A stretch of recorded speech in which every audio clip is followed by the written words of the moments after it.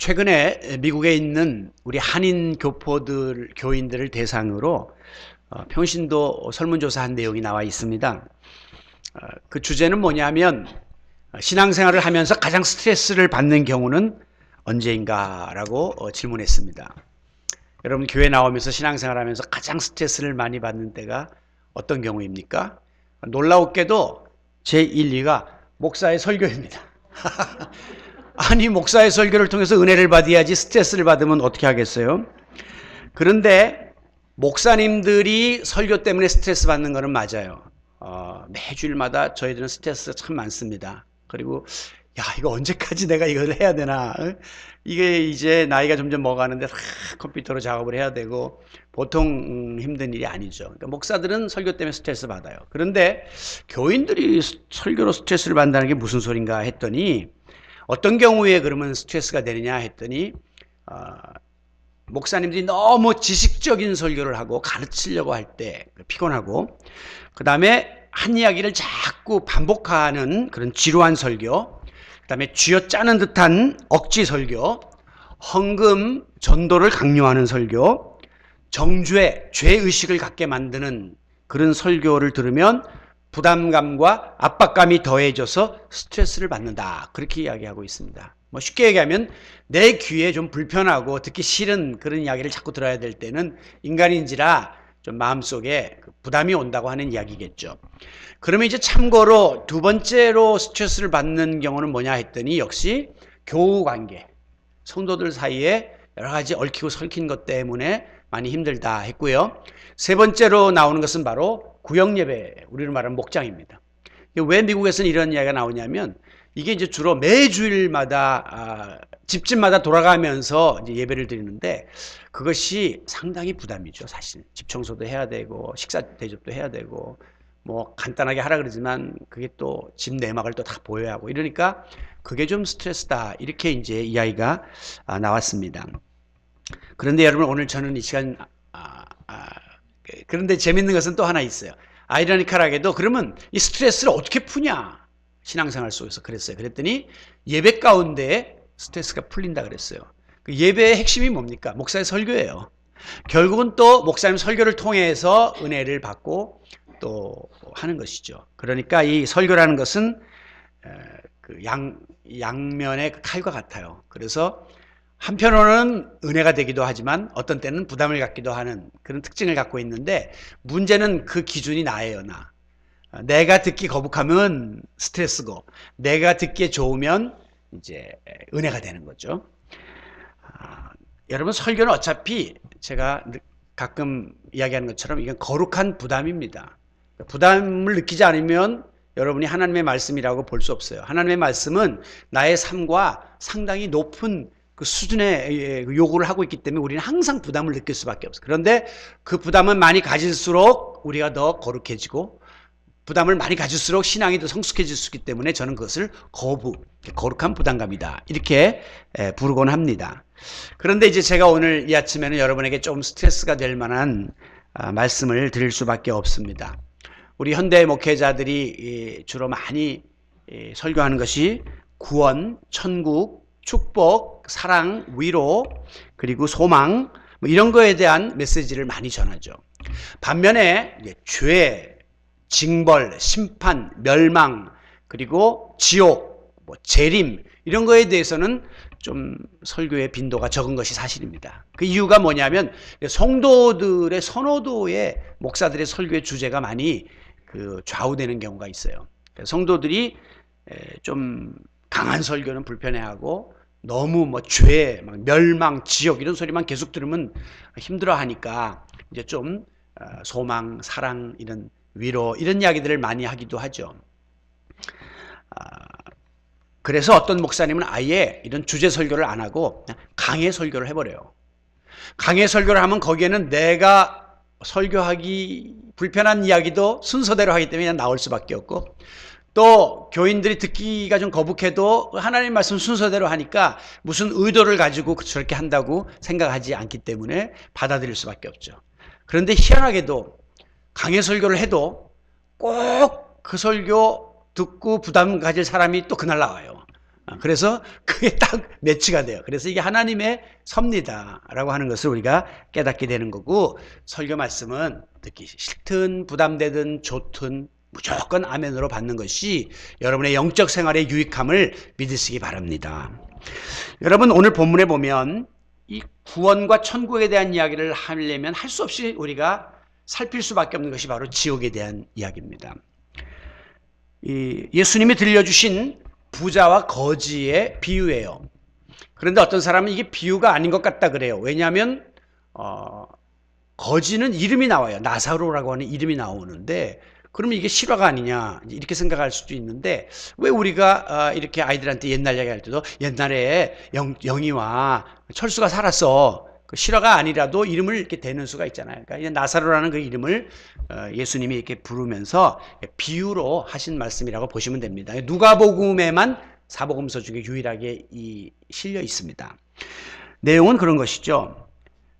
평소에 호의호식하던 부자와 부자의 집 앞에서 빌어먹던, 부자의 상에서 떨어지는 부스러기로 배를 채우던 거지 나사로가 있었는데, 어느 날 이 두 사람이 동시에 이제 죽게 됐습니다. 동시라는 시차는 안 나오지만 어쨌든 앞뒤를 이렇게 얼마 안 두고 죽게 됐어요. 그런데 그만 세상에서의 삶과 역전이 되어가지고 부자는 음부 지옥에 떨어졌고, 그 고생하던 나사로는 천국에 들어가는 그런 상황이 되었습니다. 자, 오늘 본문에 보면 19절, 평소에 부자가 어떻게 살았는가 성경은 이렇게 기록하고 있어요. 평소에 자색 옷과 고운 베옷을 입고, 오늘로 말하면 명품 옷을 늘 즐겨 입고, 날마다 호화롭게 즐기며 살았다. 매일 잘 먹고 잘 살고 인조해하면서 인생을 살았던 것입니다.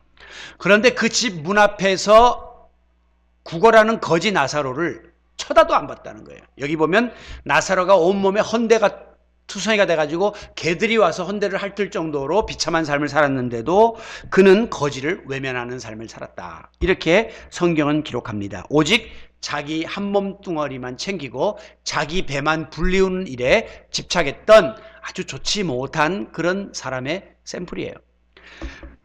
빌립보서 3장 19절에 보면 그와 같은 사람들을 이렇게 표현합니다. 그들은 자기 배를 신으로 삼는다. 그리고 땅의 일만 생각하는 부끄러운 삶을 살아가는 자들이다. 이렇게 지적하고 있습니다. 여러분, 우리 주변에 있는 사람들 중에도 삶이 먹고 살만하고 부유하고 풍족해서 그냥 별로 아쉬움 없이 사는 사람들이 있습니다. 이런 분들의 특징이 뭐냐면, 예수 믿자, 교회 가자, 전도하면 콧방귀도 안 끕니다. 나는 지금 이대로만 가면 행복하게 살 수 있어. 나는 아쉬운 게 없어. 교회 가고 예수 믿는 사람들은 뭔가 부족하고 모자라고 그런 사람들이 가는 거지. 내가 세상에서 남부러울 것이 없는데 굳이 내가 신에게 의존할 이유가 무엇이냐, 이런 생각을 갖는 경우가 많기 때문이에요. 그래서 그 교만함 때문에 여간에서는 마음의 문을 열지 않고 오히려 복음을 무시하는 그런 경향들이 있죠. 오죽하면 전도할 때 어떤 사람이 예수를 믿어? 그럴 바엔 내 주먹을 믿어라. 그렇게까지 교만을 떨잖아요. 그러니까 그런 사람들의 마음에는 온갖 자기라고 하는 그 자아가 강하게 자리 잡고 있기 때문에 복음이 들어갈 그 틈이 없는 것입니다. 그런데 문제는 그렇게 자신만만하고 모든 것을 갖추고 호의호식하며 살았던 그 사람도 결국은 죽는다 하는, 여기에 이제 문제가 있는 것입니다. 그런 삶이 영원토록 계속된다면야 좋지만 문제는 언젠가 죽음에 직면하게 된다는 사실입니다. 본문 22절에 보면 그 집 문 앞에서 구걸하며 비참하게 살던 거지 나사로도 죽었고 호의호식하던 부자도 죽었다라고 기록하고 있기 때문입니다. 아무리 세상적으로 우위를 누리며 살던 사람이라 할지라도 죽음 앞에서는 평등입니다. 아무리 큰 집을 짓고 살던 사람도 죽어봐야 조그마한 관에 들어가고 무덤 혹은 한 줌의 재가 되는 것은 부자나 거지나 똑같다는 거죠. 죽음의 평등성을 우리는 알아야 합니다. 지난 주일에 배우 김주혁 씨의 급작스러운 교통사고 사망으로 인해서 많은 사람들이 충격을 받았다라고 이야기합니다. 저는 김주혁이라는 사람을 잘 모르지만 사진을 보니까 봤던 사람 같아요. 그런데 그 유명했던 김무생 씨, 그 개성파 연기자의 아들이다 이렇게 알게 되었고요. 그런데 이분을 왜 그렇게 사람들이 많이 추도하나 했더니 성품이 되게 좋았다 그래요. 인간관계 좋고 그리고 또 연기력도 좋고 여러 가지로 이렇게 호평을 받는 사람이었기 때문에 빠른 죽음이 이제 아쉽게 느껴졌던 것이죠. 그런데 그의 이제 그 교통사고 장면을 영상으로 이렇게 보여주는 것을 들여다보니까 처음에는 그냥 그랜저 승용차와 이렇게 이분이 탄 거는 벤츠 SUV인데 이렇게 약간의 접촉 사고예요.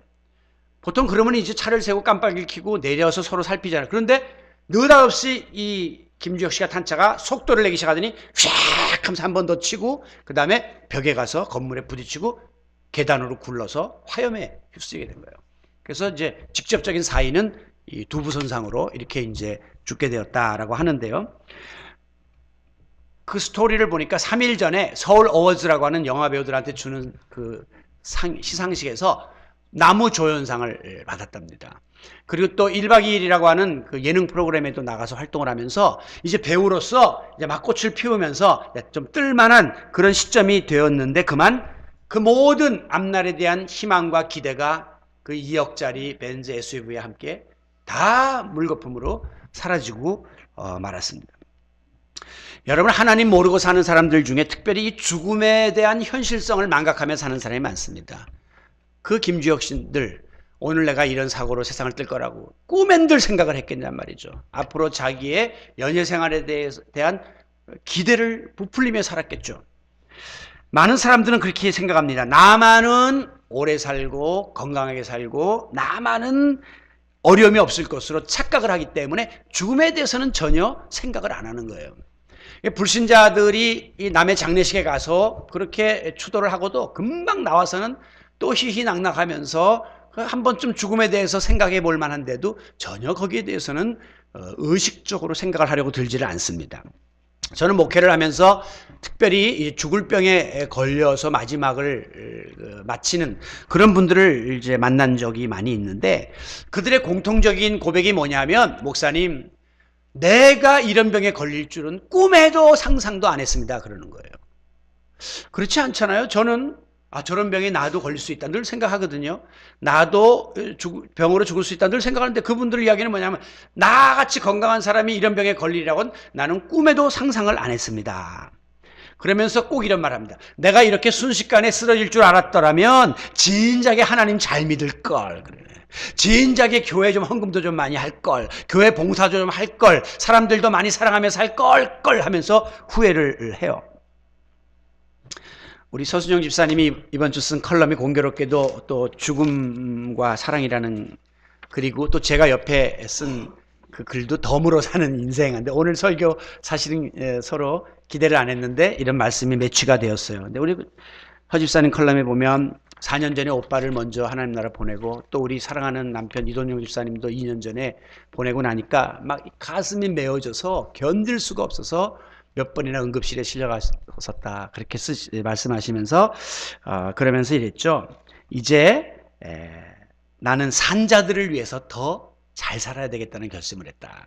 자식들을 위해서, 또 자식은 부모를 위해서 잘 살아야 한다. 그리고 마지막에 남긴 말씀이 있어요. 그러니 우리 더 많이 사랑하며 삽시다. 그랬어요.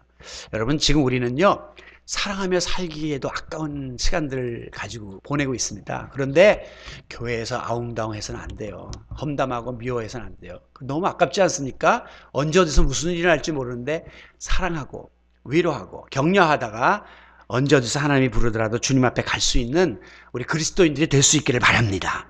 천하를 호령하던 시저가 마지막 임종 직전에 이렇게 말했다고 합니다. 나는 일생 동안 죽음 이외의 모든 것을 준비하며 살아왔었다. 그런데 오호라, 이제는 내가 미처 준비하지 못했던 죽음이 내게 닥쳤구나 라고 이야기하면서 임종을 했다는 거예요.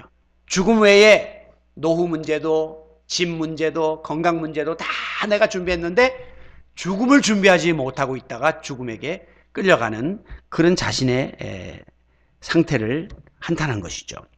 여러분, 오늘 우리가 서두의 영상에서도 본 것처럼 우리 인간은 어차피 나그네 인생입니다. 그렇기 때문에 우리는 예외 없이 언젠가 삶을 마무리하고 본향으로 돌아갈 수밖에 없는 자들이라는 사실을 기억해야 해요. 이것을 깨닫는 자가 지혜로운 사람입니다. 그렇기 때문에 우리 인간에게 주어진 중요한 과제 중에 하나는 어떻게 하면 내가 더 잘 살까라고 하는 웰빙이라고 하는 과제도 중요하지만, 이제는 슬슬 어떻게 하면 내가 좀 잘 죽을까, 죽음을 맞이할 준비를 갖추는 웰다잉에 대한 준비를 우리가 잘 해야 합니다. 그래서 정말 우리가 죽음 앞에 의연하고, 지난번에도 한번 말씀드린 것처럼 품위 있게 우리가 하나님 앞에 갈 수 있도록 준비를 갖추어 나가야 하는 것이죠. 종교학적으로 볼 때의 죽음이라고 하는 것은 우리에게 신앙을 불러일으키게 만듭니다. 왜 종교가 생겼을까요? 종교학적으로 볼 때는 죽음의 공포 때문에 사람들이 두려워하다가 이 죽음으로 끝나는 것인가, 내세에 또 다른 삶은 없는가, 이런 것을 추구하다가 종교가 출발하게 된 것이에요. 그래서 이 저등 종교, 무당 종교나 하급 종교는 내세에 대한 문제가 없습니다. 그냥 굿하고 현재 잘 먹고 잘 살고 병 고치고 살면 끝이에요. 그런데 고등 종교, 우리 기독교나 불교나 이런 종교들은 내세가 꼭 있어요. 앞으로 인간이 죽음 이후의 세계가 어떻게 펼쳐질 것인가를 제시하고 있는 것입니다. 여러분, 만약에 우리 주위에 하나님을 모르고 하나님을 부인하고 자기 힘과 능력만 의지하며 사는 사람들이 내 사랑하는 사람들 가운데 있다면, 우리가 그들이 하나님께 돌아오기를 마냥 기다리고만 있을 수 없는 이유가 바로 이것입니다. 죽음이에요. 이별이에요. 언제 어디서 그들이 내 곁을 훌쩍 떠날 수 있다고 생각할 때 복음 전도의 긴박성이 느껴지는 거예요. 아, 나중에 언젠가 때 되면, 기회 되면 그때 가서 돌아오겠지 했다가 떠나버리면 기회를 영영이 놓칠 수밖에 없다는 것입니다. 그래서 성경에 보면 때를 얻든지 못 얻든지, 내가 때를, 기회를 잡았다고 그때만 아니라 설령 기회를 못 잡더라도 우리는 끊임없이 복음을 이야기해야 하고 복음을 전해야 되고 영혼을 구원하는 일에 관심을 지녀야 하는 것입니다. 자, 다시 본문으로 돌아와 봅시다. 세상에서의 살았던 삶과는 정반대로 22절, 거지 나사로는 죽어 천사들에게 받들려 아브라함의 품에 안겼다. 천국 들어갔습니다. 반면에 부자는 23절, 음부 지옥에 떨어져서 고통 중에 신음했습니다. 상황이 완전히 바뀌었어요. 이제 이 지옥에 떨어진 부자는 아브라함에게 간청을 합니다. 그 내용이 24절에 나와 있어요. 아브라함이여, 나를 긍휼히 여기사, 불쌍히 여기사 저 나사로를 보내서 나에게 그 손가락 끝에 물을 찍어 혀 끝에 좀 이렇게 적셔서 혀를 좀 서늘하게 해주세요. 너무 고통스럽고 불꽃 가운데서 괴로워서 견딜 수가 없습니다. 라고 부탁을 했습니다. 그러자 아브라함이 이 부자의 간청을 냉정하게 거절합니다. 26절, 너희와 우리 사이에는 커다란 구렁텅이가 놓여 있어서 여기에서 너희에게 가고자 하고 하여도 갈 수가 없고 또 거기에서 우리한테 올 수도 없기 때문에 이 일은 불가능하다라고 이야기합니다. 다시 말해서 지옥이라고 하는 것은 이 물 한 방울의 자비가 없는 것이에요. 그냥 혀끝만 잠깐 적셔주는 은혜도 받을 수 없는 곳이 지옥입니다. 그리고 끝없이 타오르는 불 속에서 내가 저질렀던 죄값을 지불하고 불신의 대가를 치러야 되는 처참한 곳이 바로 지옥이에요. 그렇기 때문에 예수님은 이 지옥에 대해서 말씀하면서 거기는 구더기도 죽지 않는다, 일개 미물도 죽지 않는 곳이다, 불도 꺼지지 않는 곳이다, 사람마다 이 불로서 소금칠탐을 받는 곳이 바로 지옥이다 그랬습니다. 다시 말하면 내가 죽고 싶어도 마음대로 죽을 수 없는, 그리고 끊임없는 고통의 연속이 바로 지옥에서의 모습입니다. 여러분, 세상에서의 고통은 아무리 힘들고 어려워도 시간이 지나면 좀 짐이 감해질 수도 있습니다. 그리고 우리가 그 고통에서 벗어날 수도 있습니다. 그러나 이 지옥의 고통은 도무지 헤어날 길이 없는 영원한 형벌이라는 사실을 우리는 잊지 말아야 하는 것입니다. 여러분, 여기에 내가 사랑하는 사람이 들어가서 영원토록 그 고통을 당한다? 우리는 상상할 수 없는 것이죠. 결국 이 물 한 방울의 자비도 힘입지 못한 이 부자는 다시 한번 아브라함에게 부탁을 합니다. 그러면 27절, 이 나사로를 내 아버지 집에 보내서 내게 5 형제가 있는데 그들에게 이 같은 사실을 증언하게 하여, 전도하게 하여, 그들로 하여금 이 고통받는 곳에는 오지 않도록 좀 해주세요. 나는 몰라서 그냥 이렇게 막 살다가 지금 처참한 지옥의 고통에 놓여 있으나, 불신가족이 생각난 거예요. 살아있는 저 형제들만이라도 여기 오지 않도록 좀 나사로를 보내서 전하게 해주세요 라고 부탁을 했습니다. 그런데 안타깝게도 이 같은 마지막 부탁도 거절당합니다. 뭐라고? 29절. 그들에게는 모세와 선지자가 있으니 그들에게 들을지니라. 즉 이미 모세와 선지자를 통하여 하나님이 보여주신 율법이 있으니 그거 받으면 될 것 아니냐라고 이야기합니다. 오늘로 말하면 성경 말씀이 있고 이미 주위에 전도하는 사람들이 있고 교회가 있으니 자기들이 원하면 거기서 듣고 구원받으면 될 거 아니냐, 이렇게 말씀을 한 거예요. 그랬더니 이 부자가 우리 형제들이 얼마나 마음이 강팍한지, 그냥 그런 사람들이 와서 복음 전하는 거 듣고는 꿈쩍도 안 할 사람들이니까, 나사로는 우리 집 앞에서 매일 빌어먹던 거지인데 죽은 거 아는데 이 나사로가 살아서 다시 가면 깜짝 놀랄 거 아닙니까? 그러니까 그들이 그 기적을 보면 그의 말은 들을 것입니다 그랬어요. 그랬더니 아브라함이 마지막 31절에 뭐라고 한지 아세요? 만약에 모세와 선지자들이 전한 말씀을 듣고도 회개치 아니하면, 오늘로 말하면 하나님 말씀을 듣고도 회개치 않는 사람이라면, 아무리 죽었다가 다시 살아난 나사로가 가서 말한다 할지라도 그들은 듣지 아니할 것이다. 이 불신자의 마음이 얼마나 강팍한가를 보여주는 것입니다. 그리고 동시적으로 사람이 뭘 수단 방법을 통해서 그 사람의 영혼을 구원하려고 하는 일은 무모한 일이에요. 예를 들면 나사로가 가서 보여줌으로 다시 살아난 걸 보여주고 기적을 통해서 전도한다, 이런 거는 무모한 일이라는 거예요. 그럼 뭡니까? 모세와 선지자가 전한 말씀을 듣고 결국은 꼬꾸라져야 된다는 거예요. 왜? 하나님의 말씀은 살았고 운동력이 있어. 말씀이 사실은 우리의 심령 골수를 쪼개는 거예요.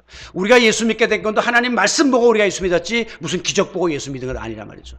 오늘도 하나님 앞에 나와서 말씀 앞에 우리가 결단하는 거지 무슨 예배 형식 때문에 우리가 결단하는 것이 아니란 말씀이죠. 그렇기 때문에 이 말씀이 얼마나 권세가 있는가를 우리가 깨달아야 합니다. 마틴 루터가 종교개혁을 일으키게 된 것도 말씀 앞에 꼬꾸라진 거예요. 성 어거스틴이 된 것도 타락한 삶을 살다가 말씀 앞에 꼬꾸라진 거예요. 말씀은 이와 같은 힘과 능력이 있음을 믿으시기 바랍니다. 그러므로 권세 있는 하나님의 말씀을 우리가 어떻게 해서라도 믿지 않는 불신 이웃들, 살아난 자들에게 듣도록 만들어줘야 돼요. 문제는 그 같은 불신 이웃들이 어떻게 하나님의 말씀을 들을 수가 있겠습니까? 길거리에서 전당, 불신 지역 이런다고 그 하나님의 말씀 듣습니까? 못 들어요. 그렇다고 그들이 자기 손으로 성경을 펴보겠습니까? 못 듣는단 말이죠. 그렇기 때문에 우리가 하나님의 말씀을 들을 수 있는 그 접촉점을 만들어주는 일이 중요하다는 것이에요. 여러분, 말씀을 들어야 뭘 믿든 말든 할 거 아닙니까? 여러분들도 하나님의 말씀을 어떤 모양으로든지 들었기 때문에 여러분이 지금 받아들이고 오늘 그리스도인이 된 거 아닙니까? 그러니 이 말씀을 만나는, 말씀을 접하는, 말씀을 듣는 이 일이 없이는 절대 구원의 역사가 불가능한 것입니다. 그래서 로마서 10장 14절에 보면 이런 말씀이 나와요. 복음을 전파하는 자가 없으면 어찌 들으리요? 그렇죠? 복음을 누가 전해줘야지 듣는 거예요. 우리 한국이 130년 전에 전혀 복음을 몰랐던 나라인데 언더우드 아펜셀러가 와서 복음을 전함으로 복음을 듣기 시작해서 이것이 이렇게 전파돼서 세계적인 기독교 국가가 된 거거든요. 전하는 사람이 있어야 듣는다. 그러면 복음을 만약에 못 들으면 어떻게 믿습니까? 들어야 내가 믿든 말든 할 거 아니에요. 들어야 믿을 수 있어요. 믿지도 않은 사람이 어떻게 예수의 이름을 부를 수 있습니까? 그러니까 예수의 이름을 부르는 자가 되려면 우선 복음을 들어야 되고, 들음으로 마음속에 믿음이 생기고 믿음으로 하나님 앞에 나오는 결과를 가져오게 된다는 것입니다. 그래서 어떤 형태로든지 간에 안 믿는 사람이 복음을, 하나님 말씀을 들을 수 있는 그 기회를 우리가 마련하는 것이 필요합니다. 인류 역사의 위대한 업적 중에 하나는 바로 1928년에 영국의 플레밍에 의해서 발견된 항생제 페니실린의 발견입니다.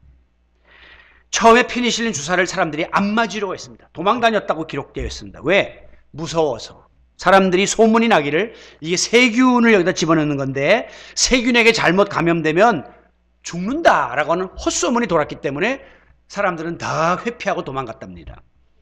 그런데 그걸 맞은 사람들이 점점 염증 치료에 탁월한 효과를 보이기 시작하자 이제는 서로가 앞을 다투어서 페니실린 주사를 맞게 해달라고 덤벼들어서 나중에 약이 다 모자랄 지경이 됐다는 거예요. 윈스턴 처칠은 이런 말을 했습니다. 영국이, 이 연합군이 세계 2차 대전에서 성공할 수 있는데 절대적으로 승리의 주역의 역할을 한 것은 바로 페니실린이다. 수많은 병사들이 부상을 입어서 죽어가는데 페니실린이 살림으로 이런 승리를 가져왔다고까지 말할 만큼 놀라운 효과를 발휘하게 된 것이에요. 여러분, 지금 예수님에 대해서 이렇게 오해하고 있는 사람들이 많습니다. 교회에 대해서 잘못된 단면만 보고 안티 그리스도인들이 참 많습니다.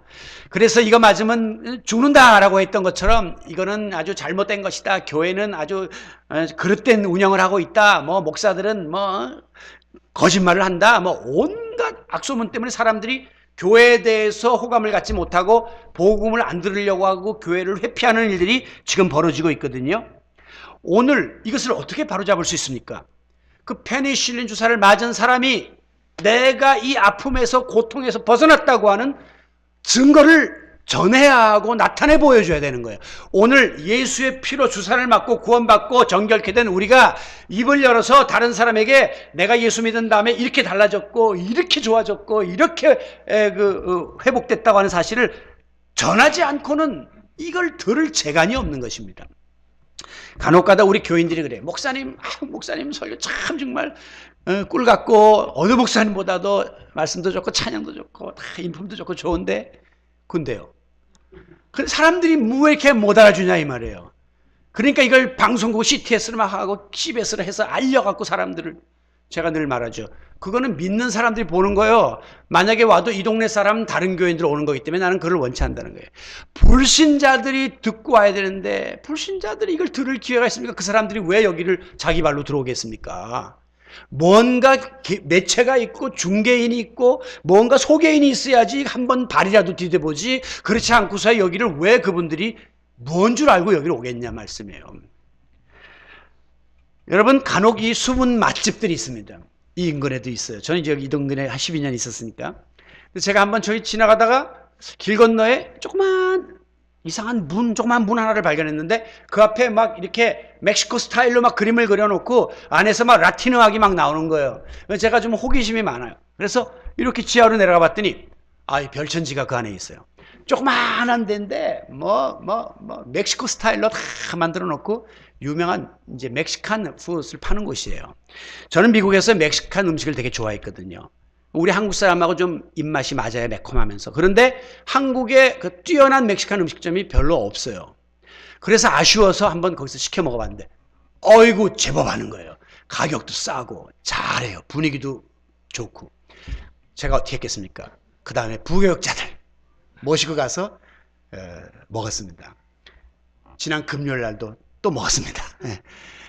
여기에 이게 있다는 걸 몰라요. 그런데 양재동 맛집 딱 치면요. 딱 그 이름이 들어가 있더라고요.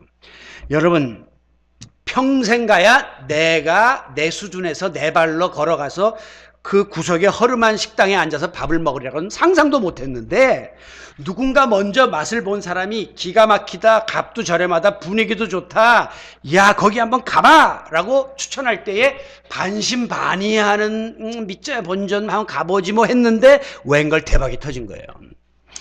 여러분 소개가 이렇게 중요한 것입니다. 여러분들이 중매로 결혼한 분들 계시죠?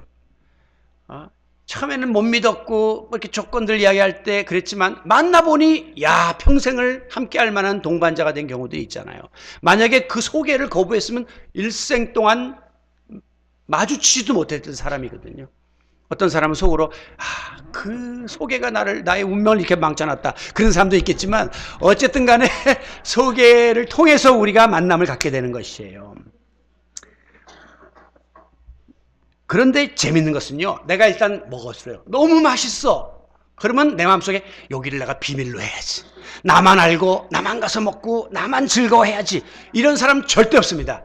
딱 맛있다는 게 딱 떠오르는 순간 누가 생각나요? 사랑하는 사람 데리고 와야지. 여기 내가 한번 꼭 우리 교역자들 모시고 와야 되겠네. 여기 우리 장로님들 모시고 와야 되겠네. 그런 마음이 든단 말이에요. 이 주일날 쉬기 때문에 지금 우리 장로님들 못 가고 계시는데 어쨌든 간에 그런 마음이 드는 게 정상이에요. 그리고 시간도 오래 안 끌어요. 금방 그냥 그 다음 주말에 데리고 가서 같이 먹어요. 같이 이 즐거움에 동참케 하기 위해서입니다. 여러분, 내가 만난 예수 그리스도, 그로 인해서 변화된 나의 삶, 내가 받은 영육간의 축복, 이거 나 홀로 누리고 있습니까? 나 혼자 간직하고 이건 내가 귀한 거니까 나만은 누릴 거야. 이것은 영적 이기주의자입니다. 우리 김현철 집사님이 우리 교회 1호 세례자 중에 한 분인데, 김현철 집사님 전에 간증문 보면 장학식 집사님이 한 번만 가자. 하도 선배가 이야기하니까 그냥 체면 봐서 딱 한 번이요. 한 번만 가지. 그리고 나왔던 게 12년을 저렇게 코가 껴가지고 지금까지 신앙생활하고 있거든요. 그 한 번이 없었더라면 주님과의 이런 만남이 없을 뻔했죠. 예? 여러분, 이 한 번은 그래서 굉장히 중요한 것입니다. 그래서 왜 그렇게 그때 그러면 한 번만 간다고 했냐 했더니 왔는데 이 분위기가 세상에 못 보던 분위기인 거예요. 그냥 목사는 콧물을 질질 흘리고 있죠.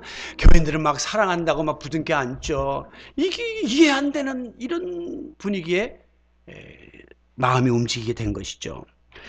여러분, 저는 그렇기 때문에 먼저 예수님을 만난 우리가 이 좋은 예수 그리스도, 이 귀한 복음을 입을 열지 않고 그냥 나만 꾹하니 간직한 채 나 홀로 이렇게 긴 세월을 신앙생활하고 있는 것은 엄밀한 의미에서 죄가 될 수 있다. 그렇게 보는 거예요.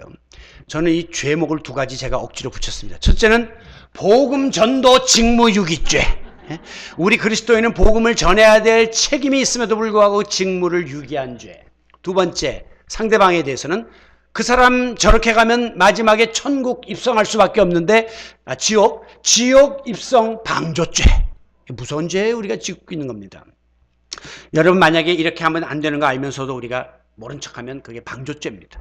지금 저 사람이 막 자살하려고 하는데 에라, 지 인생 지가 사는 거지 내가 껴들어서 뭐하냐 그러고 외면했는데 목숨 끊었어요. 나중에 내가 그 옆에 있었다는 게 알게 되면 내가 방조죄에 걸리게 되네. 이 사람이 지금 음주운전을 하고 있는데 저 상태로는 분명히 사고 날 것 같은데 내가 옆에 타고서도 그냥 가 했으면 나중에 사고 났을 때 내가 음주운전 방조죄가 되는 거예요. 오늘 차를 몰고 여러분들이 오시다가 밤중에 저 앞에서 막 낙석이 떨어지길래 깜짝 사고가 날 뻔했는데 그때 내가 싹 나만 피해서 가버리고 뒤에 오는 차들에 대해서 무관하면 큰일 나는 거예요. 그때는 당연히 내려서 손 흔들면서 빠방 하면서 여러분 여기 오면 안 돼요. 여기 굉장히 위험합니다. 라고 외쳐서 안전을 지켜주는 것이 이게 제대로 된 시민의식인 것이죠. 여러분, 오늘 우리가 사랑하는 사람들이 주변에 있습니다. 가족도 있고 친구도 있고 참 예수는 안 믿지만 너무 괜찮은 이웃들도 꽤 있거든요. 그런데 이분들이 인간은 참 좋은데, 인간성은 참 좋은데 지금 이렇게 살면 우리가 믿는 성경에 의하면 그 종말은 멸망이에요. 지옥이에요. 참 물 한 방울의 자비가 없는 비참한 곳에 갈 수밖에 없다는 사실을 내가 알고 있으면서도 설마 그런 일이 벌어지겠어? 에이그, 나는 어쨌든 그런데 안 가게 됐으니까 됐어 라고 귀 막고 입 막고 눈 막고 계속 여러분들이 나 홀로 신앙생활을 하고 있다면 그 불쌍한 영혼들은 어떻게 되는 겁니까? 외면당하는 겁니다. 듣지 못해서 나중에 그런 자리에 나갈 수도 있는 거죠. 내가 전해주어야지 들을 텐데 전해주는 사람이 없으니 들을 수가 없었다고 나중에 우리를 원망할 수 있다는 것입니다. 여러분, 예수님 모르고 살다가 그런 비참한 지옥에서 주변에 있는 우리를 원망하고 있을 그들을 한번 상상해 보십시오. 너 왜 그때 그렇게까지 나랑 자주 만났고 그렇게까지 맛있는 데 많이 다니고 놀러 다녔으면 입 한 번 예수에 대해서 열지 않았니? 너 왜 그때 교회에 대해서 한 번도 말을 하지 않았니? 차라리 그때 말했으면 내가 이렇게까지 안 됐을 수도 있잖아 라고 절규를 하고 있을 수도 있다고 하는 것입니다. 여러분, 아무리 나 혼자 천국에서 아브라함의 품에 안겨 주님 옆에 영원토록 산다 한들 그 삶이 편하겠습니까? 그 지옥에서 고통당하는 사랑하는 사람을 보고 있는 그 삶은 괴로울 뿐입니다. 그래서 모세가 하나님께 이렇게 이야기했어요. 하나님, 나 혼자만 구원받는 거 나 원치 않습니다. 우리 동족들이 다 저렇게 멸망당할 입장에 놓여 있다면 차라리 내 이름도 예수님의 하나님의 천국 생명책에서 지워주세요. 나도 그냥 차라리 저기 있는 게 낫지. 나 혼자만 천국에 있는 것은 나 못할 일입니다. 이렇게까지 이야기했던 것입니다. 여러분, 지금도 많은 불신 영혼들이 자기가 지금 가는 길이 낭떠러지도 모르고 간단 말이죠. 그것이 죽음의 불덩어리인지도 모르고 불나방이가 불을 향해 가는 것처럼 많은 분들이 무지한 가운데에 빠져가고 있습니다. 오늘 우리는 그들을 위해서 기도해야 합니다. 그리고 그들을 생각해야 합니다. 그리고 그들을 위해서 말해야 하고 헌신해야 하고 희생해야 되고 영혼 구원에 나의 모든 것을 걸 수 있어야 하는 것입니다. 그 일이 어렵죠. 힘들죠. 불편하죠. 때로는 거부당하기도 하죠. 그럼에도 불구하고 우리는 그들에게 복음을 전하고 교회로 초대하고 그 영혼을 위해서 기도하고 또 어떻게 해서라도 접촉점을 찾으려고 노력을 쉬지 말아야 한다는 것입니다. 절대 아예 우리 딴 사람 몰라도 우리 남편은 안 돼 이런 말씀하면 안 돼요. 딴 사람 몰라도 쟤는 말해봤자 100번 필요 없어. 아니에요. 내가 99번 했는데 안 들었던 사람이 100번째 들을 수 있거든요.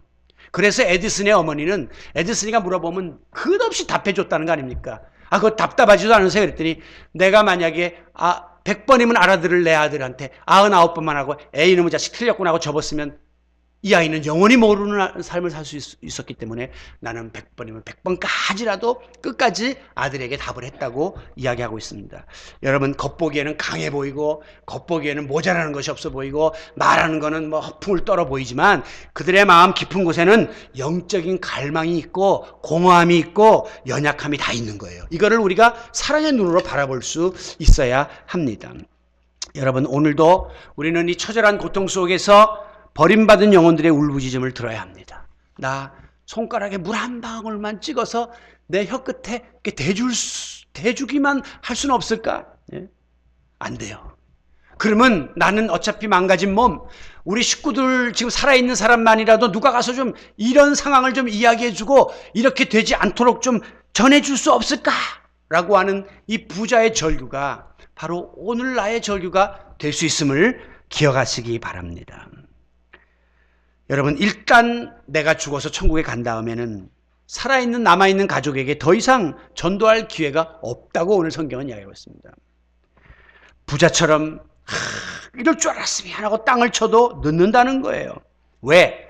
세상의 모든 일에는 때가 있고 기회가 있기 때문입니다.